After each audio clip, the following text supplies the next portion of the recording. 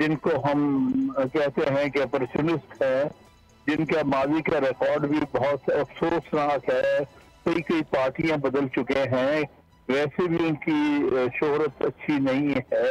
ऐसे लोगों से पार्टी की जान छूटनी चाहिए, क्योंकि ये सबसे बड़ा बोझ है पार्टी के ऊपर। सब्सक्राइब करें और बेल दबाएं ताकि कोई खबर रह न जाए। हामिद खान साहब सीनियर एडवोकेट हैं, आइनी और कानूनी माहिर हैं, तहरीक इंसाफ के पायनियर्स में से हैं। उन्होंने हमें ज्वाइन किया है। हामिद खान साहब, बहुत शुक्रिया आपके वक्त का। सर, पहले तो ये बताएं कि तौहीन अदालत का जो मामला था, ये ज़ाहिर है काफ़ी सीरियस था। एक तो उसमें जो अब नज़र आया कि वो केस ही ख़त्म हो गया, तो यकीनन एक बहुत बड़ा रिलीफ़ है, सुख का सांस लिया होगा तहरीक इंसाफ ने भी। तो अब आइंदा क्या इमरान खान साहब इदारों के हवाले से और ख़ास तौर पर अदलिया के हवाले से बहुत मोहतात नज़र आएंगे? देखिए, पहली बात तो आपने कहा कि इसके बाद क्या खान साहब मोहतात रहेंगे। ये हमने अदालत में अपना बयान भी यही रिकॉर्ड किया है, और अपना जो बयान हल्फी दाखिल किया था जो हमने परसों जो आज पेश हुआ है, उसमें भी ये हमने कहा है कि आइंदा से अदलिया के बारे में जो भी हम कहेंगे, सारे राय देंगे, अपना इजहार करेंगे, तो हम बहुत मोहतात तरीके से और मुनासिब अल्फाज में करेंगे और कोई शिकायत का मौका नहीं देंगे। तो ये तो हमारी अदालत को एक तरह से कमिटमेंट हो गई है, और हम करना भी ये चाहते हैं। हम नहीं चाहते कि किसी तरह भी अदलिया के साथ हमारी कोई मामलात बिगड़े। हामिद खान साहब, ये बताइएगा कि एक ऑडियो का बड़ा चर्चा है जो इमरान खान साहब और उनके प्रिंसिपल सेक्रेटरी आजम खान साहब की थी, जिसमें साइफर के हवाले से बात हो रही है। अब वफाकी काबीना ने फैसला किया है कि इस ऑडियो के नतीजे में जो चीज़ सामने आई है उस पर इमरान खान साहब के खिलाफ कार्रवाई होगी, और इमरान खान साहब खुद भी उस ऑडियो को मान रहे हैं कि वो ऑडियो जो है वो दुरुस्त है। तो क्या देख रहे हैं आप, ये मामला किस करवट पे बैठेगा? मेरे नजदीक तो ये साइफर का मामला जो अब फिर से छेड़ा गया है और उसको इतनी अहमियत दी जा रही है, और ये कैबिनेट के सामने पेश करके कैबिनेट का फैसला लिया जा रहा है, ये बिल्कुल गैर जरूरी है। इसके पीछे सियासी विक्टिमाइजेशन मुझे नजर आ रही है। ये इमरान खान साहब को विक्टिमाइज करने के लिए और उससे सियासी फायदा उठाने के लिए, और ये सारा कुछ किया जा रहा है। मेरे नजदीक तो अब उसकी कोई इतनी लंबी चौड़ी रेलेवेंस नहीं रह गई। वो एक कहानियां है कि इस साइफर से जाहिर होता है कि इसके पीछे कोई साजिश थी हुकूमत को तब्दील करने की। वो तो वक्त गुजर गया, हुकूमत तब्दील भी हो गई, और अब मामला आइंदा के इलेक्शन के हद तक ही जाएंगे।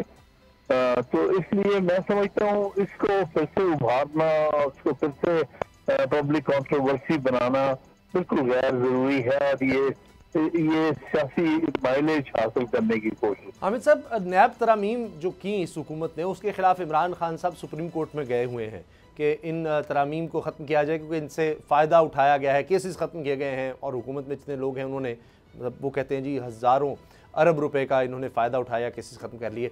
कानूनी तौर पर आपको क्या नज़र आता है, कितना मजबूत मौक़िफ़ है इमरान खान साहब का?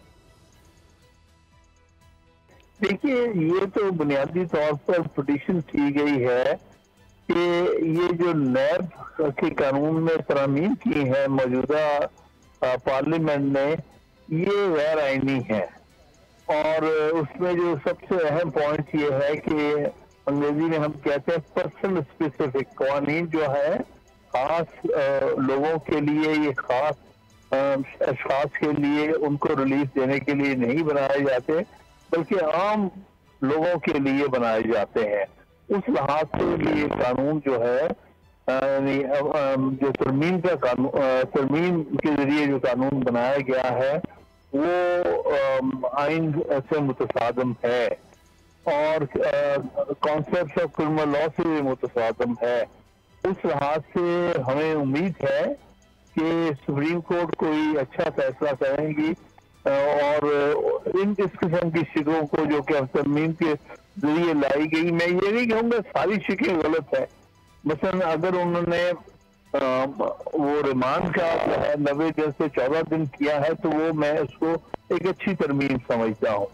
लेकिन इसके अलावा जो कुछ सेक्शन उड़ा दिए हैं, और खास तौर पर प्रिजम्पशन वाला हिस्सा जो था कानून के तहत, उसको इसमें से निकाल देना जो है, ऐसा हूँ कि बुनियादी कानून साजी के तसव्वुर के खिलाफ है।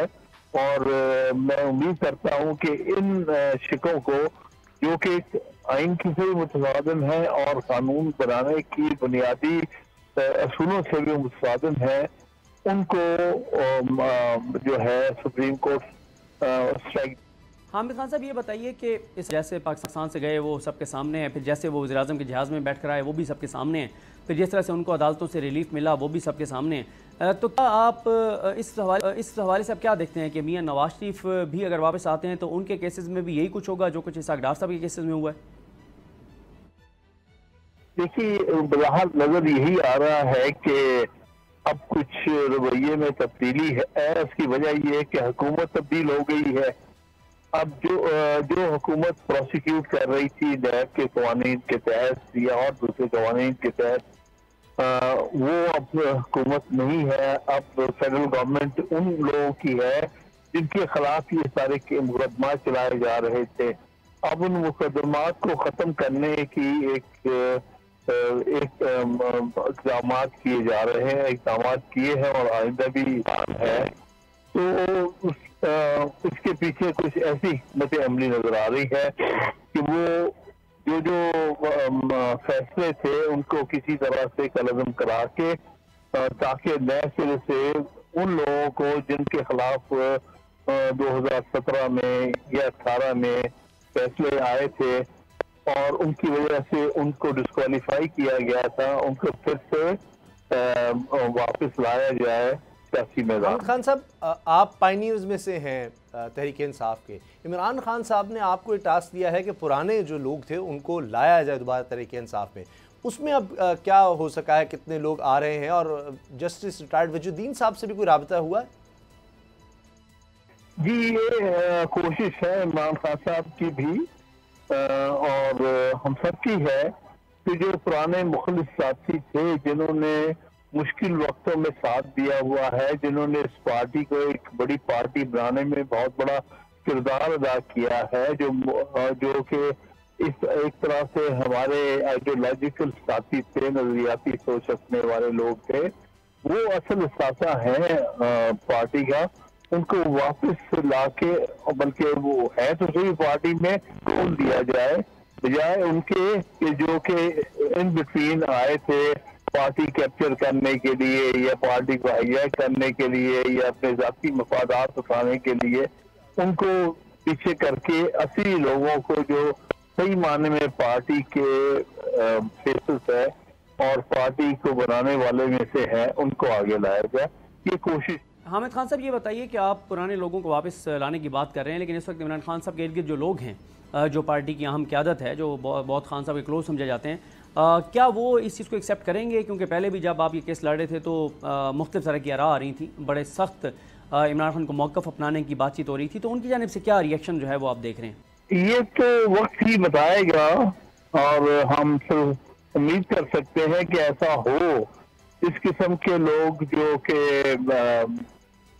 जिनको हम कहते हैं कि अपॉर्चुनिस्ट है, जिनका माजी का रिकॉर्ड भी बहुत अफसोसनाक है, कई पार्टियां बदल चुके हैं, वैसे भी उनकी शोहरत अच्छी नहीं है, ऐसे लोगों से पार्टी की जान छूटनी चाहिए, क्योंकि ये सबसे बड़ा बोझ है पार्टी के ऊपर। और ये पार्टी के अंदर मैं समझता ना सिर्फ खुद आए हैं बल्कि उनको भेजा गया है ताकि पार्टी को अंदर से डिवाइड करो और पार्टी को मुश्किलात में लेके आओ। मिसाल के तौर पर जब ये मुकदमा चल रहा था तो कुछ लोग, जिनका मैं तो लाभ नहीं लेना चाहता पर आपने लिया है, तो जानबूझ के सख्त बयान दे रहे थे ताकि इमरान खान साहब को मजीद मुश्किल में डाला जाए और जो मकसद मुखालिफिन हासिल करना चाहते हैं इस कार्रवाई से, वो आसानी से हासिल कर सके। यानी ये हमारे अंदर हमारे साथ ज्यादती करने वाले, ये हमारी मुखालफत करने वाले और दूसरों के इशारों पर चलने वाले लोग हैं जो कि ये सब कुछ करते रहे हैं। और जितनी जल्दी उनसे इमरान खान साहब जान छुड़ा लेंगे उतना ही बेहतर है। मेरी टैक्सी में बैठ जाओ, जहां तक ले जाऊंगा। आई है टैक्सी कैश, टैक्सी कैश, आई है टैक्सी कैश, टैक्सी कैश, आई है टैक्सी कैश। कभी टैक्सी वाले ने सवारी को किराया दिया, सुना है ये सीट नहीं हॉट सीट है। अब जिंदगी में करेंगे ऐश, क्योंकि आ गई है टैक्सी कैश। टैक्सी कैश पीर और मंगल रात 9 बजे सिर्फ बोल एंटरटेनमेंट पर। सबसे ज्यादा व्यूज, सबसे ज्यादा रील्स और सबसे ज्यादा रेटिंग के साथ बोल अब भी नंबर 1 पोजीशन पर बरकरार। सब्सक्राइब करें और बेल दबाएं ताकि कोई खबर रह न जाए।